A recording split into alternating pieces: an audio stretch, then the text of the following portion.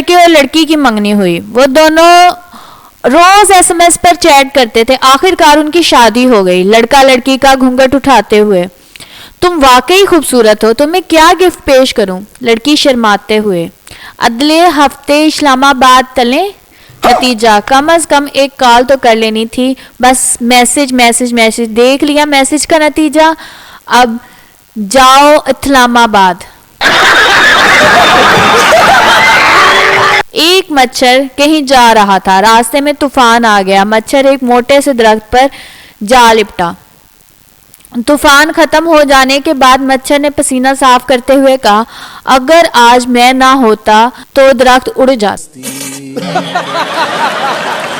एक पठान मलंग बाबा बन गया। एक आदमी ने पठान से पूछने के लिए कॉल की कि बीवी को कैसे काबू कर सकते हैं। आगे से पठान की बीवी ने फोन उठाया और बोली, तुम बाद में कॉल करना, अभी खान साहब बर्तन धो रहे हैं।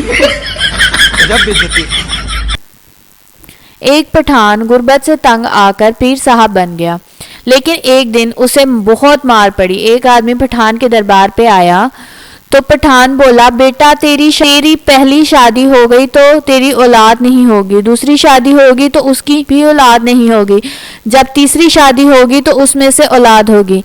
वो आदमी गुस्से से खड़ा हुआ, ये फंस गया सीएम। पठान को थप्पड़ मारकर बोला, बगैरत, मेरी शादी भी एक हुई है और बच्चे भी 12 हैं, मैं तो दूसरी शादी का दम करवाने आया हूँ। 70 साल का बाबा अपनी बीवी से, मैं तुम्हारे लिए चांद तारे तोड़ लाऊंगा। बीवी बोली, आराम नाल बैठ जाओ, दंदा नाल रोटी तेरी तोड़नी होंदी, जान दिया तोड़े तारे तोड़ लाने वाला।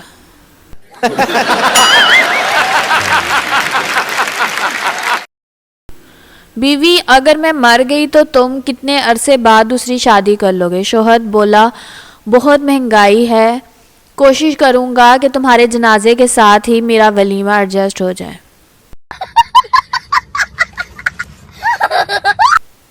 अगर आपको हमारी वीडियोस पसंद आ रही है तो हमारे चैनल को सब्सक्राइब करें, वीडियो को लाइक और शेयर करना मत भूलिएगा।